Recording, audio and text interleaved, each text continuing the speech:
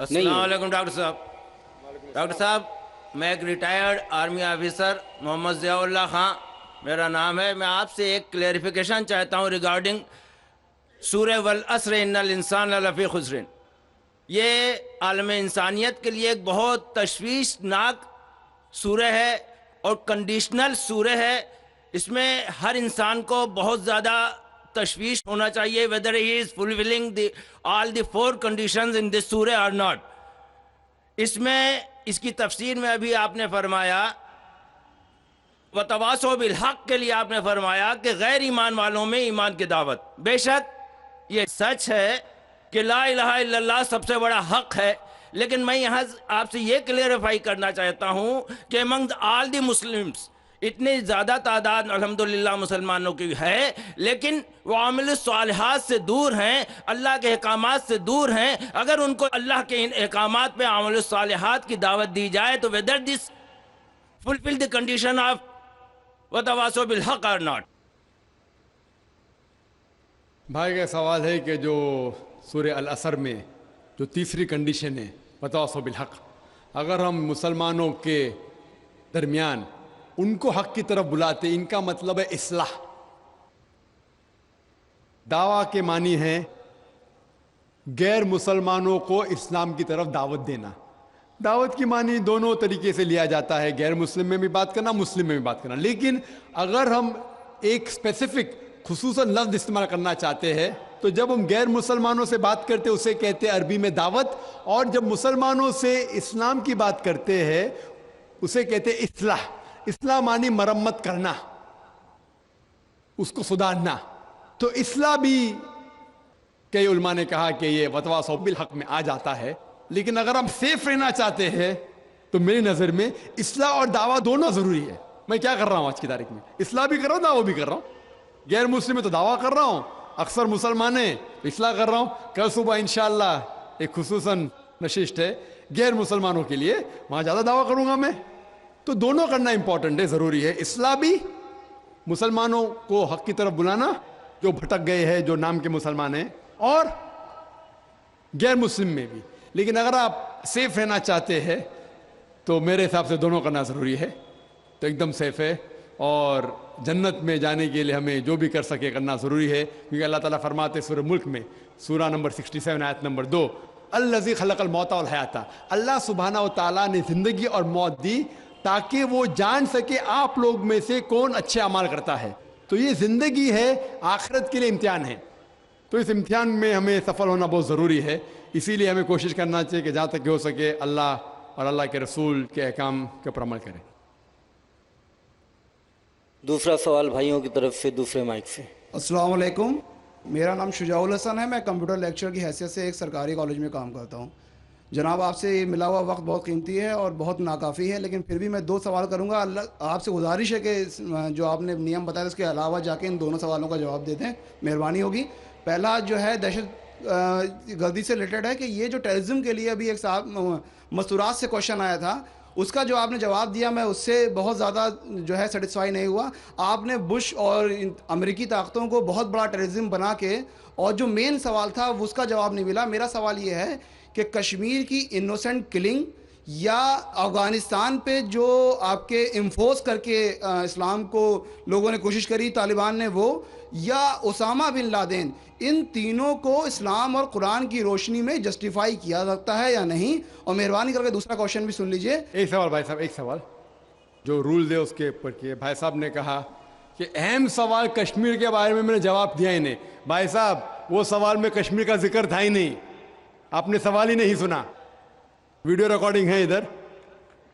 اس سوال میں کشمیر کا ذکر تھا ہی نہیں۔ اس سوال میں یہ تھا کہ جو WTC کا وہ جہاد ہے کیا نہیں ہے؟ میں نے کہا ہے، لیکن جہاد فی سبیل شیطان۔ آپ نے دوسرا سوال کیا کہ میرے نظر میں جو اسامہ بن لادن کر رہا ہے وہ قرآن اور حدیث کی روشنی میں صحیح ہے کیا نہیں؟ جو لوگ کشمیر میں جھگڑ رہے وہ صحیح ہے کہ نہیں؟ جو افغانستان میں کر رہے صحیح ہے کہ نہیں؟ 3 سوال، ایک سوال کے 3 حصے۔ میں پہلے کا جواب تو دے چکا ہوں، شاید آپ نے نہیں سنا، کہ اسامہ بن لادن قرآن اور حدیث کی روشنی میں صحیح کر رہا ہے کہ نہیں۔ میں تو اسامہ بن لادن سے ملا ہی نہیں. آپ ملے ہوں گے, میں نہیں ملا. اللہ تعالیٰ فرماتے سورہ حجرات میں سورہ نمبر 49 آیت نمبر 6 میں, جب بھی کوئی آپ کو انفارمیشن کوئی چیز معلوم پڑتی ہے, خصوصاً اگر فاسق کے ذریعے ہے, تو اس کی تحقیق کرو. مجھے پتا نہیں, جو یہ CNN کہہ رہی ہے کہ اسامہ بن لادن نے WTC کو گرایا, اسامہ بن لادن تو کہتا میں نہیں گرایا. تو نہ میں اسامہ بن لادن سے ملا, تو میں یہ بھی نہیں کہتا اسامہ بن لادن قرآن حدیث پہ ہے یا نہیں ہے. اللہ عالم, اللہ عالم. اگر ہے تو جنت میں جائے گا, نہیں ہے تو نہیں جائے گا. مجھے ضروری نہیں کہ اسامہ بن لادن سے ملنا میرا فرض ہے, ٹھیک ہے نا. وہ آخرت کے دن میں فیصلہ ہو جائے گا. اللہ تعالیٰ آپ سے بھی نہیں پوچھے گا کیا وہ مجاہد تھا کہ دہشت گرد تھا, وہ اللہ تعالیٰ فیصلہ کریں گے. سوال نمبر 2 کہ کشمیر میں جو لوگ جھگڑ رہے ہیں کہ وہ قرآن اور حدیث کے روشنی میں ہے کیا نہیں. میں کشمیر میں لاسٹ ایئر 2003 میں تقریباً 1 سال پہلے گیا تھا. آپ دیکھتے کہ کشمیری لوگ الگ الگ وجہ کے لیے جھگڑ رہے ہیں. اگر وہ وجہ قرآن اور حدیث سے صحیح ہے تو صحیح وجہ, اگر خلاف ہے تو خلاف ہے. یہ کہنا کہ سارے کشمیر قرآن حدیث کے اوپر ہے یا سارے کشمیر نہیں ہے, یہ بالکل غلط ہے. کچھ لوگ قرآن اور حدیث کے روشنی میں جدوجہد کر رہے ہوں گے تو صحیح جہاد کر رہے, کچھ لوگ اپنے ذاتی فائدے کے لیے ایک دوسرے کا قتل کر رہے, وہ بالکل غلط ہے. تو ہم دیکھتے ہیں کہ کئی بار کئی لوگ اپنے ذاتی فائدہ اپنا بنا لیتے ہیں. تو میں یہ نہیں جانتا ہوں خصوصاً کون کشمیری کیا کر رہا ہے. تو اسی لیے یہ کشمیر عام لوگ قرآن حدیث پہ عمل کر رہے کیا نہیں, آپ کو اس سے پوچھنا چاہیے جو پالیٹکس کے اندر ایک ماہر ہے. اللہ تعالیٰ فرماتے سورہ نحل میں سورہ نمبر 16 آیت نمبر 43, اور اللہ تعالیٰ فرماتے سورہ نمبر 21 آیت نمبر 7 میں فَاسْأَلُوا أَهْلَ الذِّكْرِ إِن كُنتُمْ لَا تَعْلَمُونَ. اس سے پوچھو جو اس فن کا ماہر ہے. میں پالیٹکس کے فن میں ماہر نہیں ہوں, میں دائی ہوں, تو کس طریقے سے جواب دینا غیر مسلم کو بولوں گا. لیکن پالیٹکس میں کشمیری لوگ کیا کر رہے ہیں, افغانی لوگ کیا کہہ رہے ہیں, وہ میں نہیں کہہ سکتا ہوں. میں اس فن کا ماہر نہیں ہوں. اگر کہوں گا تو قرآن کے خلاف جائیں گا. آپ اس سے پوچھو جو ماہر ہے. میں اس فن کا ماہر نہیں ہوں, میں دعوتی میدان کا ماہر ہوں. آپ بھگوت گیتا کے بارے میں پوچھئے, رامائن کے بارے میں پوچھئے, ہندوازم کے بارے میں پوچھئے, عیسائیت کے بارے میں پوچھئے, یہ افغانستان کے بارے میں یا کشمیر کے بارے میں میں اس فن کا ماہر نہیں ہوں. لیکن یہ جانتا ہوں میں کہ جہاں تک کہ افغانستان کا تعلق ہے, طالبان کا تعلق ہے, ہم دیکھتے ہیں CNN کے اندر کہ کئی بار BBC اور CNN میں دکھایا گیا کہ طالبان ایک خاتون کو بے دردی سے مار رہا ہے. ارے طالبان خواتین کو مارتے ہیں ظالم لوگ. کیونکہ دائی ہونے کے حیثیت سے میں کئی ممالک کا دورہ کرتا ہوں. 2 سال پہلے میں ملیشیا میں گیا تھا. وہاں ایک شوہر اور بیوی سے ملاقات ہوئی جو ڈاکٹر تھے. بیوی گائنوکالوجسٹ تھی اور شوہر سرجن تھے. انہوں نے تقریباً 1 مہینہ افغانستان میں رہے اور انہوں نے کہا مجھ سے کہ یہ جو ٹی وی میں دکھا رہے تھے کہ طالبان لوگ خواتین کو مار رہے, یہ بالکل غلط ہے. میں نے پوچھا آپ کو کیسا پتا غلط ہے؟ تو اس نے مجھ سے کہا, وہ میاں بیوی نے کہا, کیونکہ طالبان کو جو پگڑی باندھتے ہیں ان کے باندھنے کا ایک خصوصی طریقہ ہے. مثال کے طور پہ جب ہم عربوں کو دیکھتے, ہمارے لیے جو عجم ہے, ہمارے لیے سب عرب ایک جیسے پگڑی باندھتے, پھیٹا باندھتے, اپنا غترہ باندھتے. لیکن وہ عرب ہی جانتا ہے کہ سعودی غترہ باندھنے کا طریقہ الگ ہے, وہ اماراتی UAE کا غترہ باندھنے کا طریقہ الگ ہے, وہ کویٹی کا غترہ باندھنے کا طریقہ الگ ہے.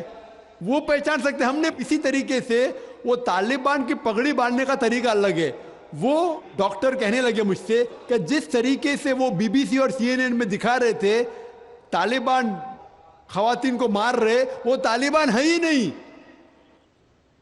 وہ ایکٹر لوگ کو لے کے آئے تھے. لیکن بیوقوف تھے کہ ایکٹنگ میں برابر سے نہیں کیے, وہ کپڑے برابر نہیں تھے. میں نے تقریر سنی ایک رپورٹر جس کا نام ہے یوان ریڈلی. یوان ریڈلی ایک برٹش رپورٹر ہے. جب اٹیک ہوتا ہے امریکہ کا افغانستان پہ, بھائی صاحب کو دکھ ہو رہا تھا جب میں نے کہا کہ امریکہ ٹیررسٹ ہے, دکھ ہو رہا تھا ان کو. جارج بش اگر آپ کے رشتہ دار تو معافی چاہتا ہوں میں.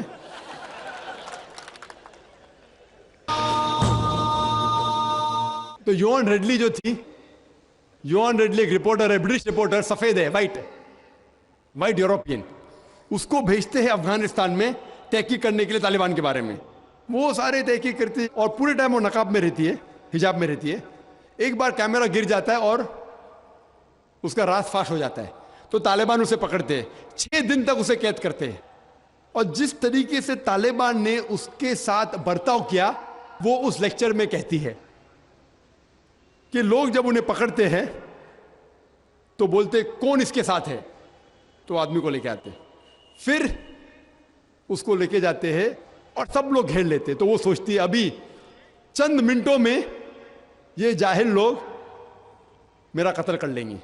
شاید ہو سکتا ہے کہ 10-15 طالبان میرا بلاತ್کار کریں گے. اس کے ذہن میں یہ سب جا رہا ہے, سوچ رہی ہو سکتا ہے کہ مجھے جھاڑ پہ سے لٹکا دیں گے. وہ ایک دم ڈری ہوئی ہوتی. 1 گھنٹے تک لوگ اسے گھیرتے لیکن کوئی بھی سامنے نہیں آتا. وہ سوچتے ابھی میری موت, ابھی میری موت. 1 گھنٹے بعد ایک افغان عورت آتی ہے اور اس کے جسم کی جانچ پڑتال کرتی ہے. پھر اسے پتا لگتا ہے ہاں یہ لوگ سمجھتے ہیں کہ میرے پاس ہتھیار ہے. وہ اتنا تیش میں آتی ہے, اگر لوگ میں سے پوچھنا چاہیے ہتھیار میں, بولتی نہیں ہے. 1 گھنٹہ تک کہ میں تڑپ کے مر رہی ہوں کہ یہ آج مجھے ماریں گے. وہ تیش میں آ کے کیا کرتی ہے, اپنا اسکرٹ اٹھا لیتے, دیکھو میرے پاس ہتھیار نہیں ہے. جیسا اسکرٹ اٹھاتی ہے طالبان 180 ڈگری اس طرف دیکھتے اور بھاگ جاتے. تو وہ کہتی ہے اپنے تقریر میں طالبان کو مارنے کے لیے بم گرانے کی ضرورت نہیں. وہ کہتی ہے اگر عورتوں کے کپڑے چھوڑیں گے تو طالبان مر جائیں گے شرم کے مارے. اور وہ تقریر کرتی ہے کہ اس عزت سے میری حفاظت کی 6 دن تک کے وہ طالبان لوگ نے. اور جب اسے پوچھا جاتا ہے سوال جواب کی نشست میں کیا آپ کو لگتا ہے کہ القاعدہ نے WTC کو گرایا, تو وہ یوان ریڈلی کہتی ہے میرے حساب سے القاعدہ موجود ہی نہیں ہے. یہ اس کا کہنا ہے, میرا کہنا نہیں. اور جب اسے آزاد کیا جاتا ہے 6 دن کے بعد, اور جب باقی رپورٹرز پوچھتے آپ کے ساتھ کیا سلوک کیے, تو انہوں نے کہا اتنا اچھا حسن سلوک کیے کہ رپورٹ کے اندر ہی نہیں آیا. اور اس نے صرف یہ وعدہ دی تھی کہ میں انگلینڈ جا کے واپس سے قرآن مجید کا ترجمہ پڑھوں گی. تو وہ جاتی ہے اور چند مہینے بعد قرآن کا ترجمہ پڑھتی ہے اور اس کے بعد وہ اسلام قبول کرتی ہے. تو اس کے نظریے سے طالبان ایک دم معصوم ہیں, ان کے اوپر ظلم کیا گیا تھا. تو آپ مجھے پوچھیں گے بھائی طالبان کیا قرآن و حدیث کی روشنی میں صحیح ہے؟ تو اس کا نظریہ اگر لیں گے, جو غیر مسلم تھی یوان ریڈلی, ابھی ماشاءاللہ حجاب بھی کر رہی ہے, وہ یوروپین حجاب کر رہی ہے ماشاءاللہ, تو اس کے نظریے سے بھائی طالبان اچھے لوگ ہیں. تو اسی لیے نظریہ بدلتے جاتا ہے. امریکہ کے حساب سے طالبان ظالم لوگ ہیں. تو میڈیا ایسی چیز ہے کہ کوئی بھی ہیرو کو زیرو بنا سکتی ہے. They can make day into night, black into white. Day into night, black into white. Hero کو زیرو بنا سکتی ہے, کوئی ولن کو بھی ہیرو بنا سکتی ہے. تو اسی لیے قرآن مجید میں اللہ تعالیٰ فرماتے کوئی بھی چیز آپ کے پاس آتی ہے اس کی تحقیق کرو تیسرے کو پہنچانے کے پہلے. تو اسی بنیاد پہ میں نے کہا تھا, کیا نام ہے, اسامہ بن لادن کو جانتا ہوں نہ, یہاں کیا ہو رہا ہے پتہ نہیں مجھے, افغانستان بھی میں نہیں گیا ہوں, لیکن یہ رپورٹ کے ذریعے یہ پتہ لگتا ہے کہ یہ جو امریکہ کر رہی ہے اپنے میڈیا کے ذریعے, یہ شیطانی حرکت جو غلط فہمی پھیلا رہی ہے, اس کی سزا تو انشاءاللہ انہیں ملیں گی. اسی لیے میرے نظریے سے جارج بش نمبر 1 ٹیررسٹ ہے. آپ کو دکھ ہوائیں گا. جب میں لندن میں گیا تھا, وہاں ایک تقریر کی اور میں جواب دیا, تو ایک نوجوان اٹھ کے کہتا ہے کہ جارج بش کو ہم دعا کرتے ہیں کہ اللہ تعالیٰ اس کا قتل کرے. تو میں نے کہا میں تو یہ دعا نہیں کروں گا، میں تو یہ دعا نہیں کروں گا، کیونکہ اللہ کے رسول نے جو دعا کی، جو سب سے زیادہ دشمن اسلام کے خلاف جو تھے محمد صلی اللہ علیہ وسلم کے دور میں، دونوں کا نام تھا عمر، تو اللہ کے رسول نے یہ دعا کی کہ کم از کم ایک عمر کو ہدایت دے، تو میں یہ دعا کرتا ہوں کہ کم از کم اللہ تعالیٰ جارج بش کو ہدایت دے۔ بہنوں کی طرف سے کوئی سوال؟ السلام علیکم، میرا نام یسرا ہے اور میں ایک اسٹوڈنٹ ہوں۔ میرا یہ سوال ہے کہ کیا ٹیررزم اور ایکسٹریمزم کا ایک ہی معنی ہے؟ بہن نے سوال کیا ہے کیا ٹیررزم اور ایکسٹریمزم کا ایک ہی معنی نہیں، دونوں الگ معنی ہیں۔ ٹیررزم مطلب جو دہشت گرد ہے، جو انسان کے دل میں دہشت پیدا کرتا ہے۔ ایکسٹریمسٹ مینس شدت پسند۔ ٹیررسٹ میں ٹیررزم کرتا ہے، جیسا میں نے تقریر میں کہا کہ غلط لوگوں کے دل میں دہشت پیدا کرنا اچھی بات ہے، اچھے انسان معصوم کے دل میں دہشت پیدا کرنا غلط ہے۔ ایکسٹریمزم مطلب شدت پسند۔ تو لوگ کہتے ہیں مسلمان شدت پسند ہے، اور بہت سے مسلمان اپنے بچاؤ کے لیے نہیں میں شدت پسند نہیں ہوں، میں کہتا ہوں میں شدت پسند ہوں، لیکن شدت پسند صحیح چیزوں میں۔ مثال کے طور پر ایمانداری کے میدان میں شدت پسند ہوں، حق کے میدان میں شدت پسند ہوں، جہاں تک کہ انسانیت سے اچھا برتاؤ کرنا چاہیے اس میں شدت پسند ہوں۔ تو شدت پسند صحیح چیزوں میں اچھی بات ہے۔ کوئی بھی انسان یہ نہیں کہہ سکے گا کہ آپ بہت شدت سے ایماندار ہے اس لیے آپ غلط انسان ہے، کوئی بول ہی نہیں سکتا۔ ہاں، غلط چیزوں میں شدت پسند نہیں ہونا چاہیے۔ اللہ تعالیٰ فرماتے ہیں سورہ نساء میں سورہ نمبر 4 آیت نمبر 171 میں، لا تغلوا فی دینکم، do not commit excess in your religion. آپ دائرے کے باہر مت کام کرو، ایکسیسز، لا تغلوا فی دینکم، دین کے دائرے کے باہر مت جاؤ، لیکن دائرے میں ہو کے ایک طرفہ شدت جو حق کی بات ہے وہ تو اچھی بات ہے۔ تو شدت پسند ہونا ایک الگ بات ہے، ٹیررزم الگ بات ہے۔ ہو سکتا ہے کہ ایک انسان دونوں ہے، یا صرف ایک ہی ہے، یا دونوں نہیں ہے۔ یہاں بھائیوں کی طرف سے۔ ڈاکٹر صاحب میرا نام عبدالنصیر ناصر ہے، میں ڈاکٹر امبیڈکر مہاسبھا کا سیکریٹری ہوں۔ امبیڈکر مہاسبھا میں 67 IAS ادھیکاری ہیں دلت۔ بہت سے لوگوں سے میں بات کرتا ہوں اسلام کے بارے میں تو کہتے ہیں بابا صاحب امبیڈکر نے کہا تھا میں ہندو دھرم میں پیدا ہو گیا ہوں لیکن ہندوؤں کے مروں گا نہیں۔ ہم لوگ بھی چاہتے ہیں عام اسلام میں، لیکن جو ہمیں فیسلٹی مل رہی ہے وہ ہم کو دلت کی حیثیت سے مل رہی ہے۔ کیا دلت جو ہے اسلام قبول کر لے اور نام اپنا نہ تبدیل کرے اور ختنہ نہ کرائے، کیا ممکن ہے یہ؟